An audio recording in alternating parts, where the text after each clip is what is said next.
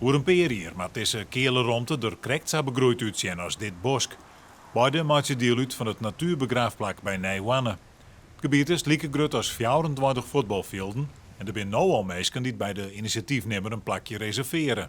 We hebben op dit moment al, volgens mij al 12 graven definitief toegewezen.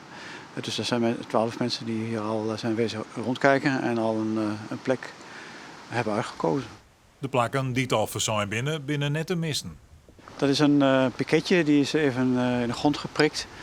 Omdat iemand vorige week heeft aangegeven dat dit een plek is waar deze persoon graag haar graf wil hebben in de toekomst. Er moest een soort werk verzet worden om het gebied klaar te maken. Ze zijn er paden online en sletten uitgroeven. Elk paad heeft bobbedat een eigen naam. Ik is er een mogelijkheid om een afscheidsdienst te houden. Omdat het een natuurgebied is, kunnen mensen er gewoon een boskuier maken.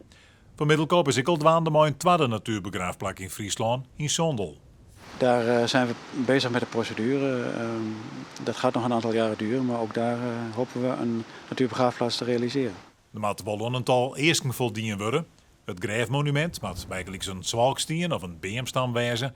En meestal maar alleen nog in een ecokiste de groen in.